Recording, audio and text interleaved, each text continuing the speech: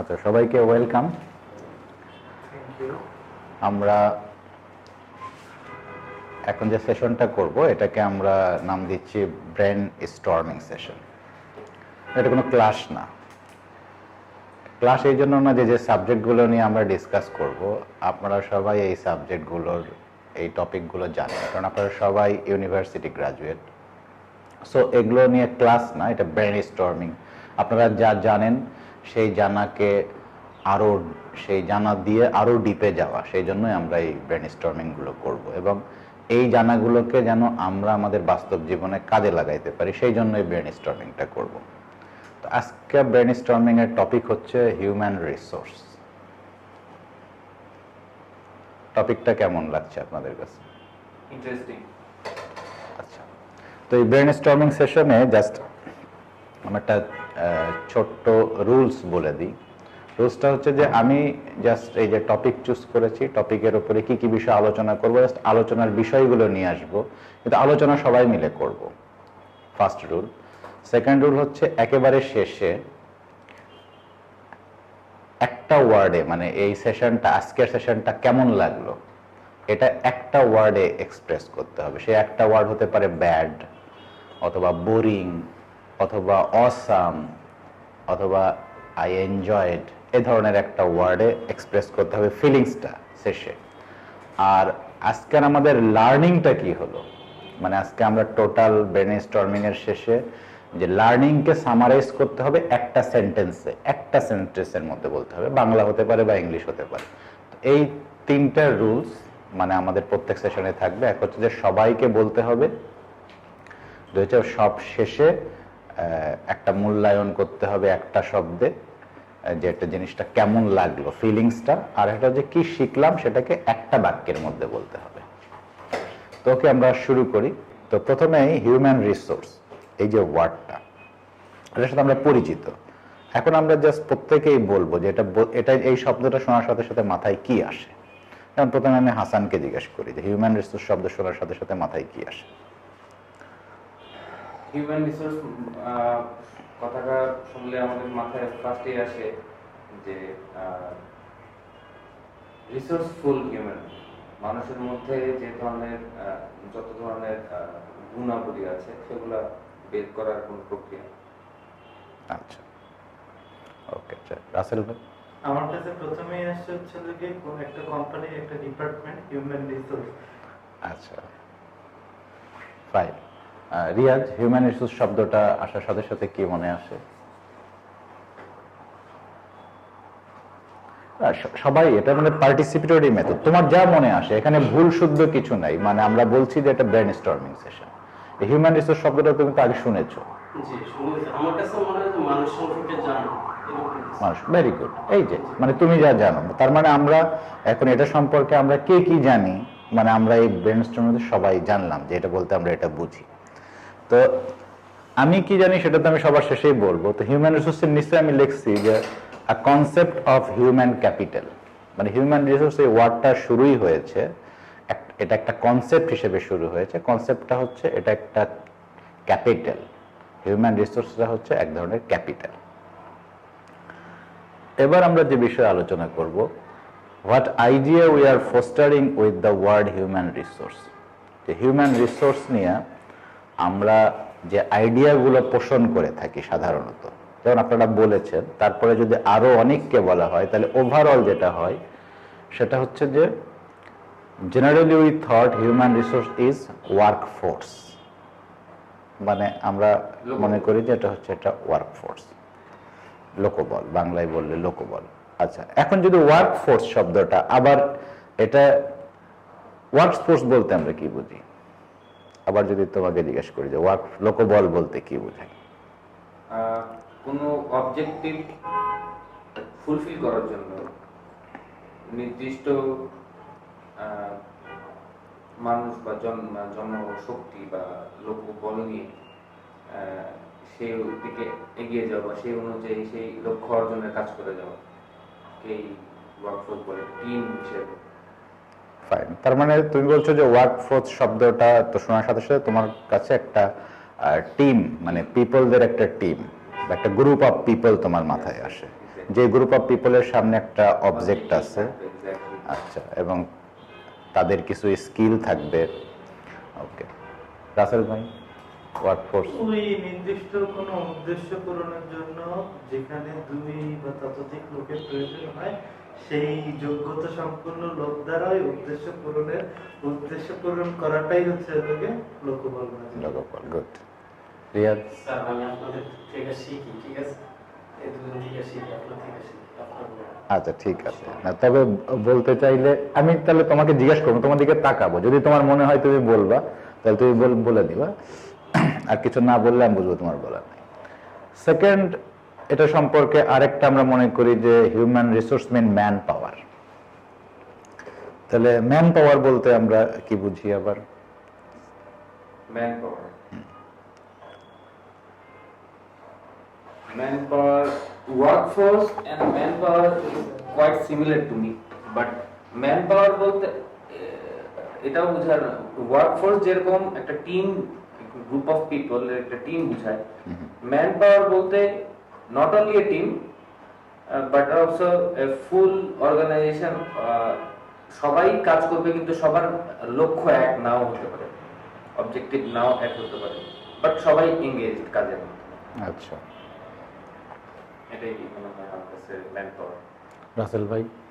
ব্যাপারটা অ্যাকচুয়ালি আমার প্রথম সংজ্ঞাটা, মানে প্রথম চিন্তাটা ছিল হচ্ছে যে ম্যান পাওয়ার হিউম্যান রিসোর্সের সম্মিলিত একটা ছিল, ভার্সন ছিল। বাট আলাদা করে আমি ম্যান পাওয়ার যেটা বলতে চাই সেটা প্রথমটাই একই কথা আমার কাছে যেটা ফিল হয় আর কি। যে কোনো কাজের জন্য অ্যাকচুয়ালি দক্ষ লোক দক্ষ জায়গায় রাখা। আচ্ছা, তার মানে আপনি ম্যান পাওয়ারের সাথে আবার দক্ষ লোক মানে স্কিলড পিপল যোগ করছেন। ওকে, এরপরে আরেকটা শব্দ বলা হয় লেবার। লেবার বলতে দুই ধরনের অর্থ আছে বস। একটা হচ্ছে শ্রমিক, আর একটা হচ্ছে কষ্ট করা বা হার্ড ওয়ার্ক করা। শ্রমিক আর শ্রম। শ্রমিক আর শ্রম। হ্যাঁ, এখন এটাকে এটা শ্রমিক ধরে, বাংলায় ধরো যে শ্রমিক। দেন ম্যান পাওয়ার এন্ড লেবার বলতে ম্যান পাওয়ার যেরকম সবার লক্ষ্য এক না, সবাই সবার সেক্টরে কাজ করে যায়। লেবার বলতে আমার কাছে কেন মানে আমার পার্সোনাল ওপিনিয়ন হচ্ছে কায়িক শ্রম, ফিজিক্যালি ইনভলভ যারা, তাদেরকে মেবি লেবারের আওতায় ফেলা যায়। আচ্ছা, রাসেল ভাই। যে কাজ করতে গেলে তাকে উপস্থিত হতে হবে, হাত বা পা যে কোনোই হোক সবকিছুর দ্বারাই তাকে ওই কাজটা করতে হবে, সেটা অনেক রুট লেভেলেরই নিতে পারে। ঠিক এই জিনিসটা যদি লেবারটা শ্রমিকের সাথে তুলনা করি, তাহলে একেবারে কর্মের সাথে যে সম্পৃক্ত, যে ওতপ্রোতভাবে ভাবে জড়িত, সেটাই হচ্ছে লেবারটা। আচ্ছা, এরপরে আরেকটা ওয়ার্ড ইউজ হয় অ্যাসোসিয়েটস। অ্যাসোসিয়েটস বলতে ওভারঅল আমার পার্সোনাল ওপিনিয়ন, আমি সবাই পার্সোনাল ওপিনিয়ন দিচ্ছি, আমার কাছে মনে হয় associates means helping hand to do a thing. একজন কাজ করছে, তার ওই একজনের হেল্পিং হ্যান্ডের জন্য যে হেল্প করে তাকে অ্যাসোসিয়েটস বলা যেতে পারে। বা এখানে অ্যাসোসিয়েটস এর জায়গায় পার্সোনাল অ্যাসিস্ট্যান্ট বা পিএস যেটাকে বলে, পার্সোনাল সেক্রেটারি, আমার কাছে সিমিলার মনে হয়। রাসেল ভাই।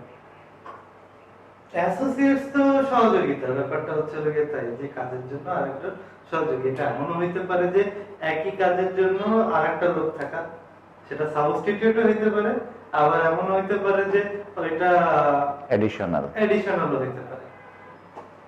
আচ্ছা, আরেকটা ওয়ার্ড ইউজ হয় পার্সোনেল।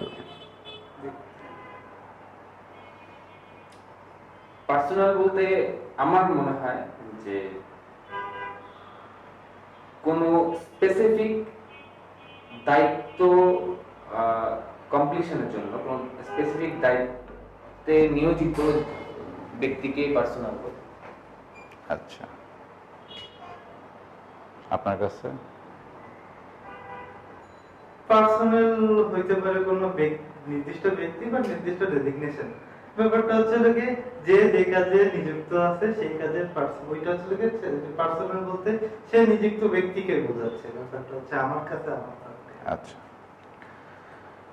তো এগুলো নিয়ে আজকে আমরা বেশি ডিপে যাব না, কিন্তু নেক্সট ক্লাসগুলোতে আমরা আবার এই প্রত্যেকটা বিষয়ের উপরে আবার ডিপে যাব, কারণ এই যে আলাদা আলাদা ওয়ার্ড হিউম্যান রিসোর্সের জন্য ব্যবহার করা হয়, এর অবশ্যই আলাদা সিগনিফিকেন্স আছে বলেই ব্যবহার করা হয়। তো ইউজারে যদি বলি যে what idea we are fostering with the word human resources, সেটা হচ্ছে generally we thought human resource is work force, man power, labour, associates, personnel of an organisation, business sector, industry or economy. এটাই হচ্ছে human resource সম্পর্কে আমাদের প্রচলিত ধারণা। তো এই ধারণাকে আমরা পরবর্তী দিনে আবার এলাবোরেটে যাব। এখন আমরা যেটা নিয়ে আলাপ করব যে some synonyms and concepts of human and resource. Human এবং রিসোর্সকে আমরা আলাদা করে দেখতেছি। তো যেমন হিউম্যান যদি আমরা বলি, তাহলে হিউম্যানকে হিউম্যান বিইং বলা হয়, member of the human race বলা হয়, হোমোস্যাপিয়েন্স বলা হয়, লিভিং সোলস বলা হয়, রিপ্রেজেন্টেটিভ অফ আল্লাহ আর গড বলা হয়, a combination of body, soul and spirit বলা হয়। আর যদি আমরা রিসোর্সের সিনোনিমস এবং কনসেপ্ট দেখি, রিসোর্স হচ্ছে wealth, assets, capital, reservoir, tools, device. এখন জাস্ট এখান থেকে আমরা একটা একটা করে আলোচনা করি যে যদি আমরা হিউম্যান বিইং বুঝি, মানে হিউম্যান বিইং বলতে আসলে কি বুঝি আমরা? হিউম্যান বিইং বলতে মানুষ এর নিজস্ব সত্তা, একটা সত্তাকে বোঝানো হয়। স্পেসিফিক সেই মানুষের সত্তা হচ্ছে হিউম্যান বিইং। রাসেল ভাই? আমরা যে অ্যাকচুয়ালি পশুর থেকে আলাদা, আমরা যে মানুষ, আর একজনের জন্য সহযোগী থাকতে পারি, আর একজনের বিপদ আপদে যেতে পারি, সেই মনুষ্যত্বটা নিজের কাছে লালন করা এবং এটাকে পালন করা। হ্যাঁ, মানে আসলে বিং হচ্ছে সত্তা, মানে এনি এক্সিস্টেন্স ইজ বিং। তার মধ্যে হিউম্যান হচ্ছে একটা এক্সিস্টেন্স। হিউম্যানস হচ্ছে একটা এক্সিস্টেন্স বা একটা অস্তিত্বের মধ্যে অস্তিত্বের একটা বিশেষ রূপ। অস্তিত্বের অনেক রূপ আছে, একটা বিশেষ রূপ হচ্ছে হিউম্যান। এরপরে member of the human race. এই টোটাল হিউম্যান বিং গুলোকে একত্রে হিউম্যান রেস যদি বলি, তাহলে সিঙ্গেল হিউম্যান হচ্ছে হিউম্যান রেসের একটা মেম্বার। হোমোস্যাপিয়েন্স যে বলা হয়, মানে সায়েন্টিফিক পরিভাষায়, এটা সম্পর্কে একটু কার কি আইডিয়া জানি? আমি শুনেছিলাম হোমোসেপিয়েন্স মানব জাতির একটা শ্রেণীকে মনে হয় বোঝায়। এক্স্যাক্ট আমি আর বেশি কিছু আমি শুনেছি, জাস্ট হোমোসেপিয়েন্স একটা শ্রেণী মেবি আমার কাছে। রাসেল ভাই? কোথার শ্রেণী? আমার কিছু বলার নেই, আসলে আমার ধারণা নেই। আচ্ছা, তো এগুলো আমরা সবগুলো নিয়েই ইন ফিউচার আরো ডিপে যাব। মানে হিউম্যান রিসোর্সকে ডিপে বোঝার জন্য এগুলো প্রত্যেকটা বিষয় আমাদের মানে বোঝার দরকার আছে। মানে এক একটা বিষয়ের উপর আবার এক একটা ক্লাস হতে পারে। হ্যাঁ, কারণ এটা হচ্ছে সায়েন্সের টপিক, হোমোস্যাপিয়েন্সটা। হোমো বলতে যেমন হোমোর মধ্যে বানররা পড়ে, শিম্পাঞ্জি পড়ে, গরিলা পড়ে, ওরাং ওটাং পড়ে, এটা সবাই হচ্ছে হোমোজেনাস। কিন্তু মানুষ এখান থেকে মানুষের মধ্যে স্যাপিয়েন্স মানে বুদ্ধিমান, এই হোমোদের মধ্যে বুদ্ধিমান মানে হোমোস্যাপিয়েন্স মানে হচ্ছে বুদ্ধিমান হোমো। হ্যাঁ, তো এটা নিয়ে আরো আমরা নেক্সট ডিপে যাব। এরপরে লিভিং সোল মানে জীবন্ত মন বা জীবন্ত আত্মা। এটা যদি আমরা এই শব্দটা আসার সাথে সাথে মাথায় কি জিনিস পাবো? লিভিং সোল বলতে আমার মাথায় ফার্স্টেই আসে হচ্ছে উজ্জীবিত একজন, অনেক প্রাণবন্ত, অনেক কাইন্ড, হেল্পফুল এরকম একজন মানুষকেই লিভিং সোল বলে। আসলে নো কমেন্টস। আচ্ছা, এরপরে হিউম্যান সম্পর্কে আরেকটা কনসেপ্ট আছে যে representative of Allah or god, যেটাকে আরবিতে বলে খলিফা, খলিফাতুল্লাহ, আল্লাহর খলিফা বা আল্লাহর আশরাফুল মাখলুকাত হচ্ছে সৃষ্টির মধ্যে সেরা, কিন্তু মানুষকে হোমোস্যাপিয়েন্সটা হচ্ছে আশরাফুল মাখলুকাত যদি বলি। হ্যাঁ অনেকটা ওই রকম। representative of Allah and God. I don't think যে আমরা হিউম্যানরা রিপ্রেজেন্টেটিভ আল্লাহ, আমরা আল্লাহ in religious view we are the slave type of. Slave or servant, কিন্তু এটাও একটা আইডিয়া, এটাও কিন্তু রিলিজিয়নেরই আইডিয়া। Okay. যেমন কোরআনেই বলছে যে মানে কোরআনে আছে যে আল্লাহ যখন ফেরেশতাদের সাথে কথা বলতেছিল তখন হচ্ছে ইন্না জাইলু আরদি খলিফাতান, আমি পৃথিবীতে আমার খলিফা, I want to send my representative to the earth. হ্যাঁ, সো এটা রিলিজিয়নেরই কনসেপ্ট, হ্যাঁ, যে মানুষ হচ্ছে আল্লাহরই প্রতিনিধি। আচ্ছা, এরপরে আরেকটা আইডিয়া হচ্ছে যে হিউম্যান বলতে a combination of body, soul and spirit. I am agree with it. I agree. Human বলতে বডি, সোল এন্ড স্পিরিট থাকতে হবে। আচ্ছা, তো এটা একটা হিউম্যান সম্পর্কে একটা আইডিয়া। আর রিসোর্স বলতে ওয়েলথ, সম্পদ, অ্যাসেটস, ক্যাপিটাল, পুঁজি, রিজার্ভয়ের, ধনভাণ্ডার, ভাণ্ডার আর কি, তারপরে টুলস, যন্ত্র, ডিভাইস। তাহলে যদি আমরা হিউম্যান রিসোর্স একসাথে করি তাহলে যদি আমরা এখানে অনেকগুলো নিতে পারি, যেমন আমরা মনে করতে পারি হিউম্যান বিং ডিভাইস, আমরা হিউম্যান রিসোর্সকে একটা ডিভাইস হিসেবেও তুলনা করতে পারি। আবার মনে করতে পারি human being tools, human being reservoir, human being capital, human being asset, human being wealth.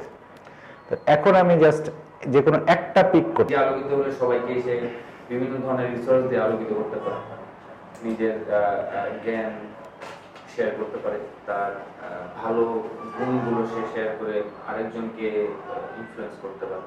আমার কাছে এই জন্য human being is equal to reservoir.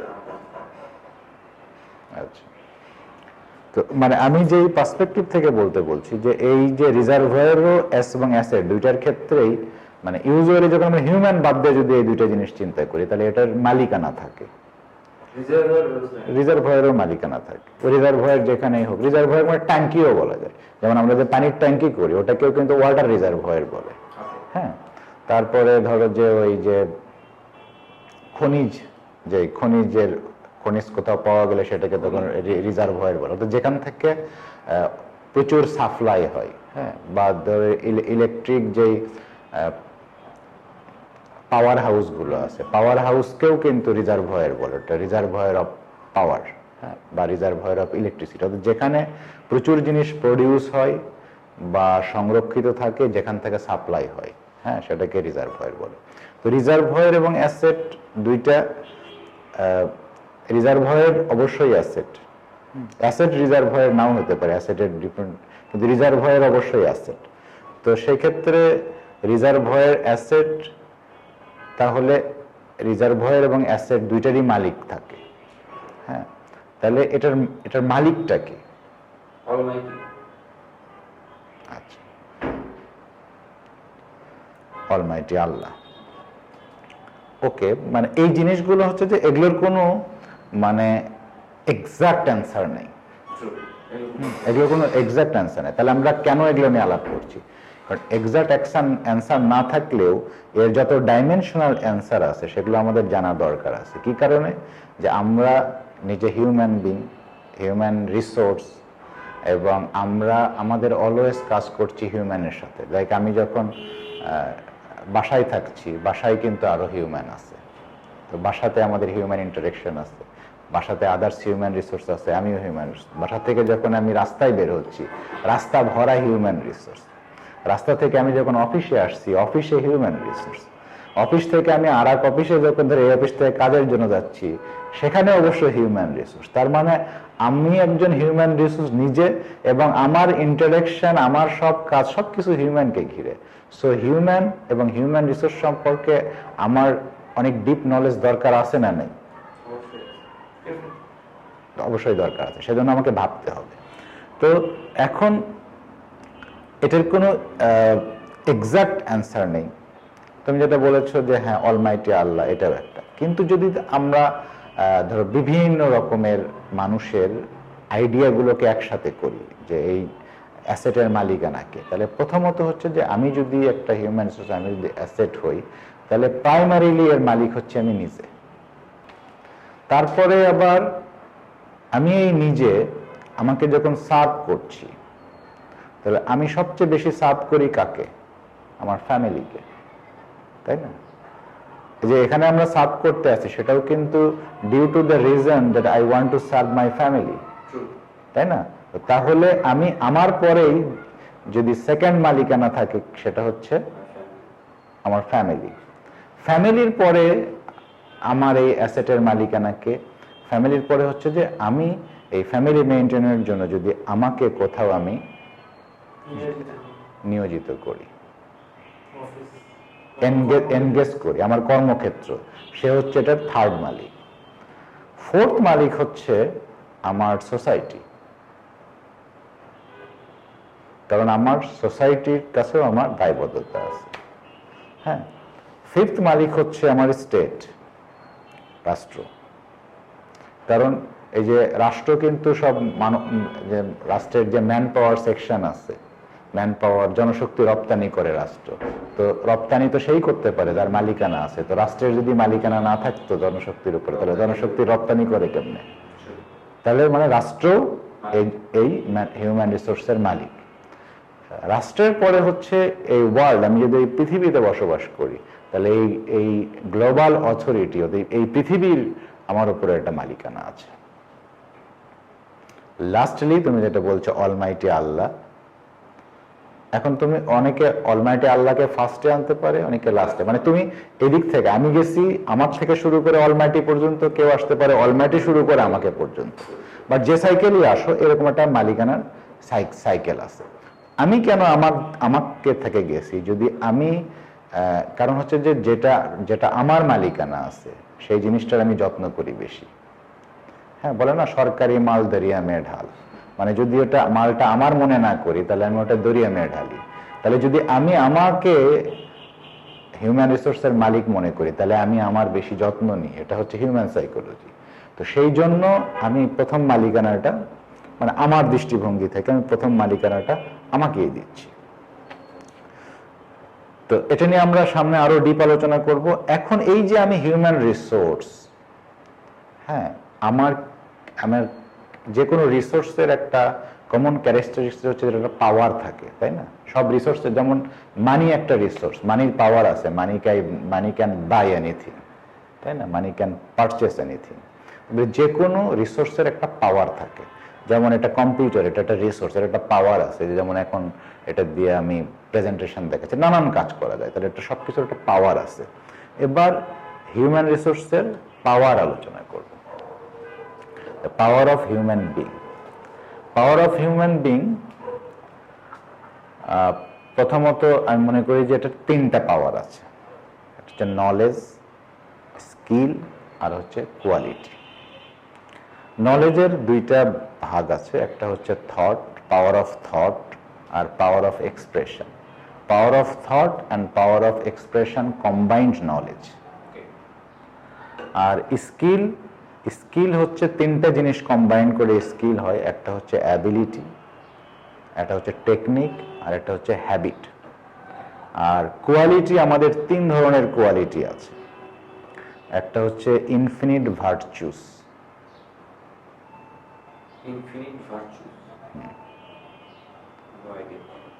মানে অসীম ভার্চু হচ্ছে আমাদের যে বাংলায় মানবীয় গুণাবলী বলে, অসীম মানবীয় গুণাবলী। ইনফিনিট ক্রিয়েটিভিটি, মানে অসীম সৃজনশীলতা। আর একটা হচ্ছে ইনফিনিট অ্যাডাপ্টিবিলিটি, মানে যে কোনো জিনিসের সাথে খাপ খাইয়ে নেওয়ার একটা অসীম ক্ষমতা। আমার একটা প্রশ্ন ছিল। হ্যাঁ, প্রশ্নটা হলো, এই যে আপনি যে সাবজেক্টটা নিয়ে আসছেন, এটা কিন্তু 1, 2 বা 3 ইয়ার সাবজেক্ট ছিল। এটা আসলে মূলত কোন ইয়ে থেকে নিয়ে আসছে? কারণ এটা অনেক উপর লেভেলের আমার মনে হয়, ঠিক আছে? মানে এটা উপর লেভেল, মানে আমরা মানে আমাদের এটার বসার উদ্দেশ্য হচ্ছে যেটা যেটা সোহেল ভাই বলেছে যে আমাদের ডেভেলপ করতে হবে। তো ইন্ডিভিজুয়াল ডেভেলপ না হলে কিন্তু প্রাতিষ্ঠানিক ডেভেলপ হবে না সমাজের। এই যে আমি যতগুলো জিনিসের মালিক বললাম রিসোর্সের, এই প্রত্যেক যেমন একটা সমাজ, একটা উন্নত সমাজ কখন হয়, যেই সমাজের ম্যাক্সিমাম সদস্যগুলো উন্নত। যেমন আমাদের চাইতে উন্নত সমাজ যারা, তারা তাদের সদস্যরা উন্নত হয়েছে বলে তারা উন্নত। আবার আমাদের চেয়ে উন্নত রাষ্ট্র কেন উন্নত হয়েছে? কারণ তাদের হিউম্যান রিসোর্সটা উন্নত। হ্যাঁ, সভ্যতার ক্ষেত্রে আমরা বিভিন্ন সভ্যতার কথা বলি, যে একটা সভ্যতা কখন গড়ে ওঠে, কখন একটা সভ্যতা তার সভ্যতার তুঙ্গে চলে যায়, যখন সেই সভ্যতার হিউম্যান রিসোর্সগুলো অনেক পাওয়ারফুল থাকে। আবার অনেক সভ্যতার পতন হয়ে গেছে। কেন পতন হয়ে গেছে? কারণ হচ্ছে এই হিউম্যান রিসোর্সগুলো আবার ফল করেছে। হ্যাঁ, আর হিউম্যান রিসোর্স এরকম যে এটা যেমন আমি হিউম্যান রিসোর্স হয়ে গড়ে উঠেছি, এটা অটোমেটিক্যালি আরেকজনের মধ্যে কপি করে দেওয়া যায় না। মানে আমার ছেলেও হিউম্যান রিসোর্স হবে না। তো অনেক সময় কি হয়েছে, একটা জেনারেশন অনেক উন্নতি করেছে কিন্তু পরের জেনারেশন আর সেই উন্নতিটা ধরে রাখতে পারেনি, সেই জন্যই সিভিলাইজেশনগুলো ফল করে। তো যে কোনো উন্নয়নের শর্ত হচ্ছে যে সেখানে উন্নয়ন মানুষই করে। যে কোনো উন্নয়নের শর্ত হচ্ছে যে মানুষকে উন্নত হতে হবে। তো সেই জন্য মানে প্রথমে আমরা কিভাবে কোন চিন্তা থেকে উন্নতির দিকে যাইতে পারি, সেই চিন্তাটার বিগিনিংটা ধরার জন্য এই টপিকটা নিয়ে আসা হয়েছে। ফাটাফাটি তো